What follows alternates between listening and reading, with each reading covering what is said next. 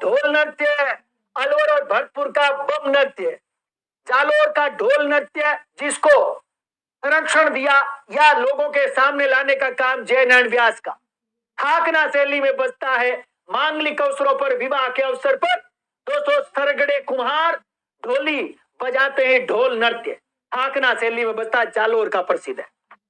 मारवाड़ का डांडिया नृत्य ये मूलतः गुजरात का है। शेखावाटी का गिंदड़ नृत्य, होली के अवसर पर गिंदड़ घाला जाता है, गिंदड़ घालने का बोलते हैं ना, गिंदड़ घालांगे, ये है शेखावाटी का प्रसिद्ध। यहाँ पर बहुत सारे स्वांग रचे जाते हैं, स्वांग महिलाओं के स्वांग भी पुरुष धारण करते हैं, इसलिए उन पुरुषों को गणगौर कहा जाता है, वो है गिंदड़, वेरी इंपोर्टेंट, ठीक है। डाकिया, डाकिन है ना, बाजीगर और बहुत सारे पठान, सरदार, ये तमाम प्रकार की जो स्वांग रचे जाते हैं गिंदड़ में।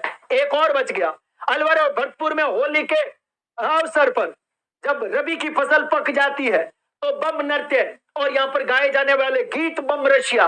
उत्तर नंबर पूरा मिल गया आपका, किसमें ये एक दूसरे से मिल गए हैं, आप उत्तर अपने आप चेक कर लेना। अगला क्वेश्चन आपके सामने है, दिसंबर 1919 में अमृतसर कांग्रेस अधिवेशन में बिजोलिया किसान आंदोलन संबंधी प्रस्ताव किसने प्रस्तुत किया? दोस्तों ये दिसंबर 1919 की बात हो रही है और बिजोलिया किसान आंदोलन संबंधी एक प्रस्ताव है, वो किसने प्रस्तुत किया?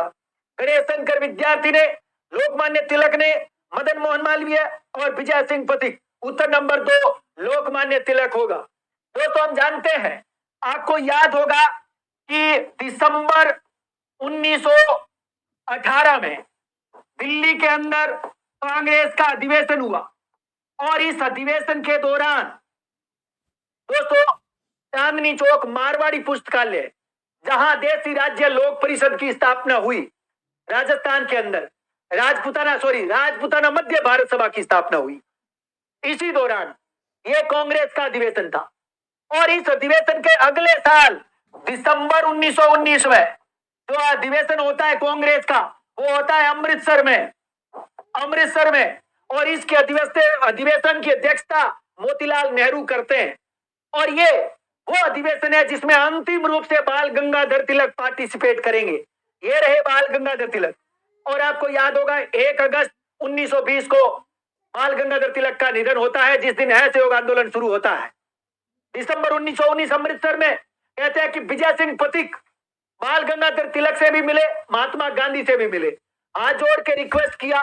इस प्रकार से हमने लाग बाग को लेकर के बिजोलिया में एक बहुत बड़ा आंदोलन शुरू कर रखा है और हम चाहते हैं कि आंदोलन पूरे देश भर में फैले और कांग्रेस इस सम्मेलन जो बिजोलिया किसान आंदोलन है इसकी जिम्मेदारी भी ले। तो इसके लिए लोकमान्य तिलक ने आपके अमृतसर अधिवेशन में एक प्रस्ताव प्रस्तुत किया बिजोलिया किसान आंदोलन को लेकर के कि हम इस सम्मेलन के दौरान हम इस किसान आंदोलन के प्रस्ताव को स्वीकार करते हैं, पारित करते हैं और हम बिजोलिया किसान आंदोलन को समर्थन करते हैं। ये बात किसने कही? लोक तिलक ने। किसके कहने पर? विजय सिंह पथिक के कहने पर। पथिक के कहने पर तिलक ने रखा। वेरी इंपोर्टेंट, उत्तर नंबर 2 राइट होगा। तीसरा अधिवेशन, और देखो राजपुताना मध्य भारत सभा गठन यहां हुआ। सम्मेलन, पहला सम्मेलन दिल्ली में, दूसरा सम्मेलन अमृतसर में और तीसरा सम्मेलन हमारे कहां हुआ था? याद होगा आपको, अजमेर में। राजपुताना मध्य भारत सभा की हो रही है बात। ये कांग्रेस के अधिवेशन थे दोनों। अगला क्वेश्चन आपके सामने, ये देखो एक बहुत ही प्यारा और जबरदस्त क्वेश्चन आपके सामने स्क्रीन पर। इतना खतरनाक क्वेश्चन है। संस्कृत लेखों में, यानी संस्कृत भाषा के जो लेख है, संस्कृत लेख, उनमें राजस्थान के किस वंश का नाम चाप, टपोतक और चाबोतक? दोस्तों चाप भी है और उसे चपोतक भी कहा गया है और इसे चाबोतक भी कहा गया है। चाबोतक, आपको बताना है वो कौन सा वंश है जिसको संस्कृत अभिलेखों में चाप, चपोतक, चाबोतक कहा गया है। 4 ऑप्शन, चावड़ा वंश, चाहमान वंश, परमार वंश और सोलंकी वंश। इसका उत्तर नंबर 1 चावड़ा वंश इज राइट ऑप्शन। दोस्तों हम जानते हैं, दोस्तों आपने कई बार सुना होगा चावड़ा वंश का एक शिलालेख आप चावड़े वंश के बारे में थोड़ा गौर से सुनो। 625 ईस्वी में सिरोही के अंदर एक चावड़ा वंश का शिलालेख मिला, जिसमें राजस्थान के लिए एक शब्द यूज किया गया, राजस्थान आदित्य। याद आ गया? वो वर्मलात का है। किसका है? वर्मलात। वो चावड़ा वंश के राजा थे, वर्मलात चावड़ा, है ना। ये आपके सिरोही का शिलालेख। आपको याद होगा ये चावड़ा वंश है, ये मूलतः गुजरात के थे और इनकी राजधानी पाटन हुआ करती थी। धीरे धीरे इसका विस्तार राजस्थान की ओर होता है। राजस्थान में सिरोही वाले इलाके में भी आए, यहाँ पर भी अधिकार कर लिया। थोड़ा बहुत मेवाड़ वाले इलाके में भी अधिकार किया, और यहाँ पर आपके कहां पर अधिकार कर लिया? जालोर वाले इलाके में। जालोर के अंदर भी अधिकार कर लिया। किसने? पाटन से आने वाले चावड़ा वंश के राजाओं ने। कहते हैं कि चावड़ा वंश का अंतिम शासक सामंत सिंह हुआ, जिसका नाम मिलता है सामंत सिंह। यह 10वीं शताब्दी के अंदर, 10वीं सदी के अंदर इस चावड़ा वंश के सामंत सिंह को पराजित कर देता है सोलंकी वंश का राजा मूलराज। सोलंकी वंश का राजा मूलराज जो इसको पराजित कर देता है 10वीं सदी में, और जालोर पर अधिकार कर लेता है। यह भी इंपॉर्टेंट है। तो यहां पर इसका उत्तर नंबर 1, चावड़ा वंश इज राइट। अगला क्वेश्चन आपके सामने। कल परसों हम पढ़ रहे थे वाल्टर कृत हितकारिणी सभा, इसी का क्वेश्चन आपके सामने है। मार्च 1888 में वाल्टर कृत राजपूत हितकारिणी सभा का सम्मेलन कहां पर आयोजित किया गया, जिसमें मृत्यु भोज संबंधी खर्च को कम करने का प्रस्ताव पारित किया गया? जयपुर में, अजमेर में, उदयपुर और बीकानेर। उत्तर नंबर 2, अजमेर इज राइट। दोस्तों आपको याद होगा Bradford agent to governor general थे।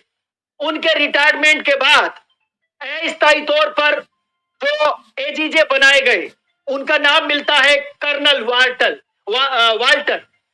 और इन्होंने जैसे ही वो कार्यवाहक एक्टिंग एजीजे बने, तो बनते ही उन्होंने सबसे पहले राजपूतों में बहुत सारी जो ये सामाजिक सुधार करने का ठेका ले लिया। बोले कि अब मैं राजपूतों के अंदर जो बहुत सारी कमियां उनको सुधारूंगा।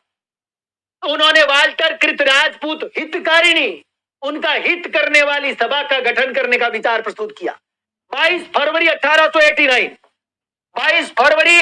1889 को इन्होंने राजपूत हितकारिणी सभा यानी वाल्टर कृत राजपूत हितकारिणी सभा का गठन किया, और यह कहा कि आने वाले समय में बहुत जल्द हम अजमेर में राजस्थान के राजपूताने के तमाम राजाओं का एक सम्मेलन आयोजित करेंगे। और यह सम्मेलन आयोजित कब हुआ? मार्च में, मार्च 1889। वेरी इंपोर्टेंट, मार्च 1800। वैसे तो इसमें लिखा हुआ है 88, ये 88 लिखा हुआ है, लेकिन ये रियल में इसका उत्तर 1889 होगा। कैसे होगा? राजस्थान बोर्ड की 10वीं की किताब आप चेक करेंगे, आप 10वीं की किताब चेक करना, इसमें मार्च 1888 नहीं है, मार्च 1889 है ये। ठीक है। तो इस सम्मेलन का आयोजन अजमेर में हुआ। अजमेर में इसमें भोज संबंधी खर्चों को कम करने का प्रस्ताव पेश हुआ, क्योंकि हम जानते हैं कि राजपूत हितकारिणी सभा का गठन ही जब 89 में हुआ, तो सम्मेलन 1888 में कब होगा, कैसे होगा? आप 10वीं किताब की जो राजस्थान बोर्ड की राजस्थान अध्ययन की 10वीं की किताब है, उसमें पहला ही लेसन देखेंगे, पेज नंबर 4 पर साफ साफ शब्दों में ये बात लिखी हुई है जो मैं बोल रहा हूं। और यह सम्मेलन 9 मार्च को हुआ, 9 मार्च 1889 को। ठीक है, चलिए भाई। तो इस प्रकार से इसका उत्तर नंबर 2 अजमेर बिल्कुल सही है। ठीक है, चलिए अगला क्वेश्चन। वैष्णव की सर्वप्रधान गद्दी गलता जयपुर के संस्थापक कौन थे? 4 ऑप्शन आपके सामने है। वैष्णवों की सर्वप्रधान गद्दी गलता, दोस्तों इसके संस्थापक कौन थे? अनंतानंदा, अगरदास जी, रामानंद जी और कृष्णदास पैहारी। 4 ऑप्शन आपके सामने है। दोस्तों इसका उत्तर नंबर 4 कृष्णदास पैहारी होगा। मैं यहां पर आपको एक चीज बताना चाहता हूं, गलता जो पीठ है, इस पीठ पर 2 संप्रदाय अधिकार के बारे में बोलते हैं कि हमारा अधिकार है। एक पीठ है रामानंदी पीठ,